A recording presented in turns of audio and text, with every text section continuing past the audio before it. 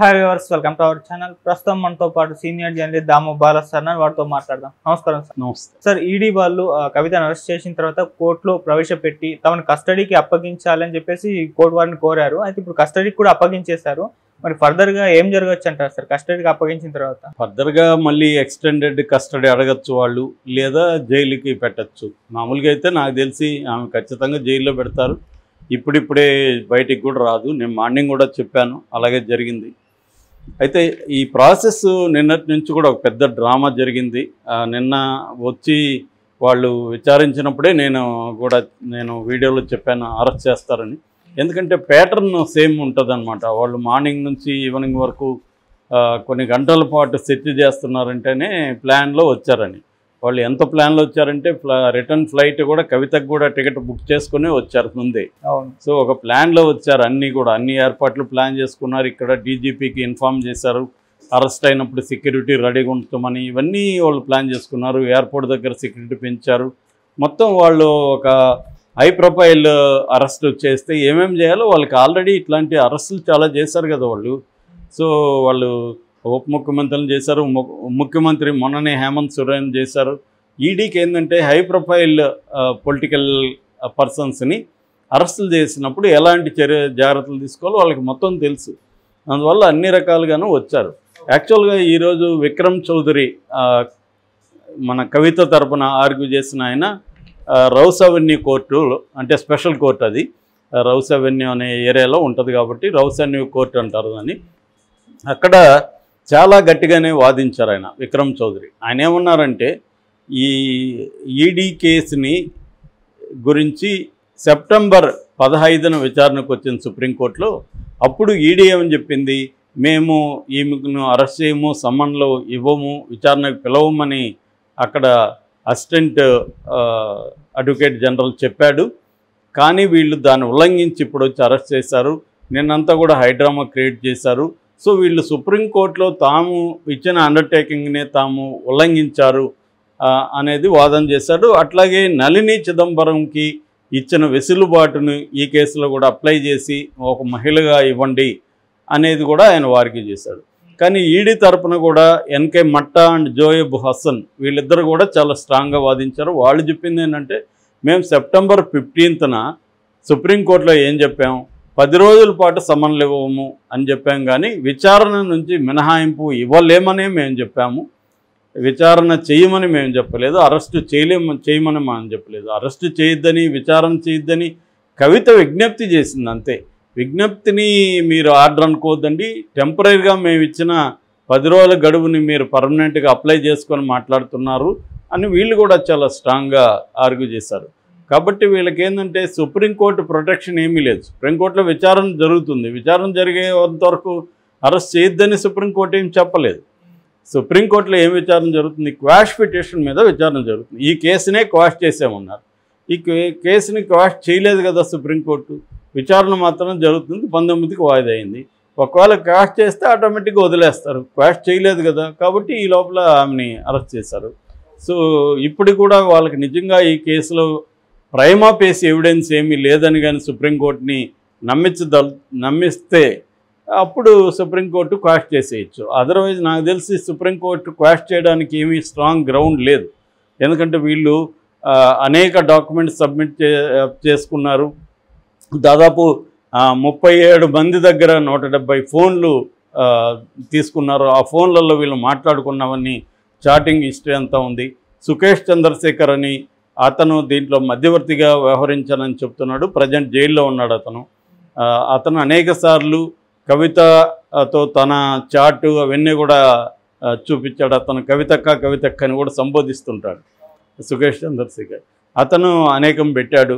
అట్లాగే అన్నిటికంటే ఇంపార్టెంట్ ఏమంటే ఈమెకు బినామీగా వ్యవహరించిన అరుణ్ రామచంద్ర పిల్లై అతను అప్రూవర్గా మారిపోయాడు. కన్ఫెషన్ స్టేట్మెంట్ ఇచ్చాడు. నేను బినామీగా పనిచేశాను, ఆమె ఇండో స్పిరిట్స్లో 33% వాటా నాకుంది, అది నాది కాదు కవితదే, నేను ఓన్లీ బినామీ మాత్రమే అనేక విషయాలను అతను తన కన్ఫెషన్ రిపోర్ట్లో ఈడీకి చెప్పేశాడు. ఇప్పుడు దాన్ని బేస్ చేసుకొని ఇది చేశారు. అట్లాగే మాజీ సీఏ కవితకు మాజీ చార్టర్డ్ అకౌంటెంట్ ఆయన గోరంట్ల బుచ్చిబాబు, తను కూడా అప్రూవర్గా మారిపోయి తను కూడా ఇచ్చేశాడు. అంటే ఈ కేసులో ప్రధానమైన నిందితులుగా ఉన్న వాళ్ళందరూ అప్రూవల్గా మారిపోయారు. అంటే శరత్ చంద్రారెడ్డి కానీ, అరవిందో ఫామా, ఇటు మాగుంట రాఘవరెడ్డి, మాగుంట శ్రీనివాసరెడ్డి కొడుకు, ఇటు దినేష్ అరోరా, ఆయన ఒక ఇంపార్టెంట్, ఆయన హోటల్స్ అవన్నీ ఉన్నాయి ఢిల్లీలో, ఆయన కూడా దీంట్లో ఇంపార్టెంట్ ముద్దాయి. సో ఆయన విజయ్ అరోరా అని ఇంకొక అతను. సో వీళ్ళందరూ కూడా చాలా వాంగ్మూలాలు ఇచ్చేశారు ఈడీకి. సో కవిత మీద స్ట్రాంగ్గా ఉంది తప్ప వీక్గా లేదు కేసు. అంటే ప్రైమా ఫేసి నేను చెప్తున్నాను, ట్రయల్లో నిలబడుతుందని నేను కూడా అనుకోవట్లేదు. ట్రయల్లో ఈ కేసులు ఏమి నిలబడవు. కానీ ప్రైమా ఫేసి ఎవిడెన్స్ సుప్రీంకోర్టు వరకు వెళ్ళినా కూడా సుప్రీంకోర్టు రిలీఫ్ ఇవ్వదు. ఎందుకంటే సుప్రీంకోర్టు అనేక సార్లు ఏం చెప్పిందంటే హత్య కేసుల్లో అయినా కూడా కన్సిడర్ చేయొచ్చు, కానీ ఎకనామిక్ అఫెన్సెస్ విషయంలో ఎటువంటి కన్సిడరేషన్స్ ఉండొద్దు, స్ట్రిక్ట్గానే డీల్ చేయండి అని సుప్రీంకోర్టు అనేకసార్లు చెప్పింది. ఎందుకు, హత్యలైనా ఒక్కోసారి ఆవేశంలో హత్యలు చేసేవాళ్ళు ఉంటారు. అందరూ ప్రీప్లాన్డ్ హత్యలు చేయరు, ఆవేశంలో కూడా హత్యలు చేసేవాళ్ళు ఉంటారు. కానీ ఎకనామిక్ క్రైమ్స్లో ఆవేశంలో ఎకనామిక్ క్రైమ్ చేయలేరు కదా, ముందు ప్లాన్ చేసుకోవాలి కదా ఎకనామిక్ క్రైమ్ చేయాలంటే. అందుకని ఇది చాలా ఘోరమైంది. రెండోది, ప్రజాప్రతినిధులు ఎకనామిక్ క్రైమ్ చేయడం అంటే ప్రజాప్రతినిధుల మీద ఉంచిన ప్రజల విశ్వాసాన్ని వాళ్ళు క్రిమినల్గా బ్రీచ్ చేయడమే, దాన్ని ఉల్లంఘించడమే. కాబట్టి అది క్రిమినల్ యాక్టు, కాబట్టి దాని మీద సీరియస్గా ఉండండి అని అనేక సార్లు సుప్రీంకోర్టు చెప్పింది. కాబట్టి ఇది ఎకనామిక్ అఫెన్స్ కిందకే వస్తుంది. రెండోది ఏంటంటే పిఎంఎల్ఏ చట్టం అనేది వెరీ స్ట్రిక్ట్ ఉంటుంది. పిఎంఎల్ఏ అంటే prevention of money laundering act. ఈ చట్టం ఏం చెప్తుందంటే మిగతా చట్టాలు ఈ చట్టం ఉన్న చోట అవి పనిచేయవు. అంటే ఇప్పుడు ఫర్ ఎగ్జాంపుల్ సిఆర్పిసినా పిఎంఎల్ఏనా, సిఆర్పిసి ప్రకారం ఒక మహిళను ఈవినింగ్ తర్వాత మార్నింగ్ లోపల అరెస్ట్ చేయకూడదని సిఆర్పిసి చెప్తుంది. కానీ పిఎంఎల్ఏలో అది ఉండదు. కాబట్టి సిఆర్పిసి ఇక్కడ వర్తించదు. రెండు పోటీ పడితే పిఎంఎల్ఏనే గెలుస్తుంది అనమాట. కాబట్టి అది వర్తించదు. అట్లాగే ట్రాన్సిట్ వారెంట్ తీసుకోవాలి, పిఎంఎల్ఏ కింద అవసరం లేదు. అట్లాగే వాళ్ళ ఇంటికి వెళ్ళి విచారించాలి మహిళలకి, మామూలుగా అయితే సిఆర్పిసి, కానీ పిఎంఎల్ఏ కింద వర్తించదు. ఇలాగ ప్రతిదీ అన్ని రెగ్యులర్ చట్టాలన్నింటినీ పిఎంఎల్ఏ చట్టం బ్రేక్ చేస్తుంది. అందువల్లనే దీంట్లో అరెస్ట్ చేసినప్పుడు మనీష్ సిసోడియా లాంటి వాడికి బెయిల్ రాలే. అతను నిజానికి ఢిల్లీలో చాలా క్రేజ్ ఉంది, ప్రజల్లో మంచి పేరుంది. ఆయన అనేక హెల్త్ సెక్టర్లో కావచ్చు, అనేక సెక్టర్లో ఢిల్లీ ప్రజలకు ఎంతో సేవ చేశాడని పేరుంది. ఆయన్నే తీసుకెళ్ళి లోపలేసి 1 year పెట్టుకున్నారు పిఎంఎల్ఏ చట్టంలో. కాబట్టి వాళ్ళు ఏంటంటే రాజకీయ ప్రయోజనాల కోసమే ఈ అరెస్ట్ జరిగిందనేది వాస్తవం. ఎన్నికల ముందు ఎందుకు జరిగింది, 15 నెలలు అయింది మీద కేసు పెట్టి, ఇప్పుడు ఎందుకు అరెస్ట్ చేశారు అంటే వాళ్ళు సమీక్షించుకున్నారు. గతంలో మనం అరెస్ట్ చేయకపోవడం వల్లే అసెంబ్లీ ఎన్నికలకు ముందు మనము కేసీఆర్ కుమ్మక్కయ్యాడనే ఒక నెరేటివ్ని బలంగా కాంగ్రెస్ తీసుకెళ్ళింది. దానివల్ల మనం ఎన్నికల్లో నష్టపోయాం, లేదంటే కాంగ్రెస్ గెలిచేది కాదు, హంగ్ వచ్చి ఉండేది. ఎందుకంటే వాళ్ళు హంగ్ వస్తుందనే చెప్తున్నారు బీజేపీ వాళ్ళు. గమనిస్తే హంగ్ వస్తుంది, మేము చాలా ఇంపార్టెంట్ రోల్ ప్లే చేస్తామని చెప్పారు ఎలక్షన్ ముందు. కానీ వాళ్ళ ఈ నెరేటివ్ ఏదైతే ఉందో బీజేపీ బీఆర్ఎస్ కుమ్మక్కైనా ఉన్న నెరేటివ్ని జనం నమ్మారు, దానివల్ల కాంగ్రెస్ని గెలిపించారు.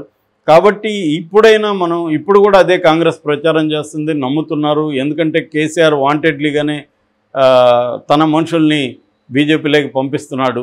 కాబట్టి జనమంతా మళ్ళీ ఇదే నమ్మితే మనకు లాస్ట్ ఎలక్షన్లో 20% ఓట్ల షేర్ వచ్చింది లోక్సభ ఎన్నికల్లో, ఈసారి ఇంకా తగ్గిపోతుంది. అందుకని కేసీఆర్ని మేము సీరియస్గా చూసుకున్నాం. పరివార్ భ్రష్టాచార్ అని మోడీ పదే పదే చెప్పేదాన్ని మేము అమలు చేస్తున్నాం ఇక్కడ ఆ భ్రష్టాచారికి వ్యతిరేకంగా. కాబట్టి కవితను అరెస్ట్ చేస్తే జనాల్లో బీఆర్ఎస్ బీజేపీ ఫ్రెండ్స్ కాదు అని నమ్ముతారు అనేది అనుకున్నారు. బీఆర్ఎస్కి యాంటీ ఓట్ అంతా కూడా కాంగ్రెస్ ఓట్ మనకే వస్తుంది. కానీ జనం ఎవరు నమ్మట్లే, ఇదంతా డ్రామాని గురు అనుకుంటున్నారు. సో దాన్ని బ్రేక్ చేయాలంటే బెయిల్ రాకూడదు. బెయిల్ వస్తే మళ్ళీ జనంలో నిజమే ఇదంతా డ్రామా ఆడారు అనుకుంటారు. కాబట్టి స్ట్రిక్ట్గానే వ్యవహరిస్తారు. సో ఇప్పుడు కోర్టులో కూడా జస్టిస్ నాగ్పాల్ ఈడీ వాదనతోనే ఏకీభవించింది. ఈయన విక్రమ్ చౌదరి వాదనతో ఏకీభవించలేదు. ఈడీ ఏమడిగిందంటే 10 రోజులు కస్టడీకి అడిగింది. ఇది చాలా ఇంపార్టెంట్ కేసు, అనేక విషయాల్ని మేము ఆమె నుంచి రాబట్టాలి. గతంలో విచారణకు ఆమె కోఆపరేట్ చేయలేదు, కాబట్టి ఇప్పుడు మాకు టైం కావాలి అని 10 రోజులు అడిగితే ఈ 7 రోజులు ఇచ్చారు. వాళ్ళకి తెలుసు మామూలుగా ఇదంతా ఎలాగుంటుంది, నేను 10 అడుగుతాను 7 ఇవ్వన్నట్టుగా ఉంటుంది లెక్క. ఎందుకంటే అలవాటు మీద వాళ్ళకి 5 కావాలనుకో 10 అడుగుతారు. సో అలాగే దీంట్లో వాళ్ళకి తెలిసి ఉంటుంది ముందే. ఏదేమైనా 10 అడిగారు, 7 ఇచ్చారు. 23వ తేదీ, ఈ నెల 23వ తేదీన 12 గంటల లోపల మళ్ళీ కోర్టుకి తీసుకొచ్చి ఆమెను ప్రొడ్యూస్ చేయాలి. సో ఇది రిమాండ్ కస్టడీకి అయితే ఇచ్చేశారు. ఒక రకంగా షాక్ అని చెప్పాలి కవితకి కానీ కేసీఆర్కి కానీ. సో దీన్ని మరి నెక్స్ట్ వాళ్ళు సుప్రీంకోర్టుకి వెళ్ళొచ్చు అనుకుంటారు దీని మీద. సుప్రీంకోర్టు ఏం చెప్తుందని చూడాలి. ఏదేమైనా నాకు తెలిసి అయితే కవితకి త్వరలో రిలీఫ్ అయితే దొరికే పరిస్థితి లేదు. Okay sir, thank you so much.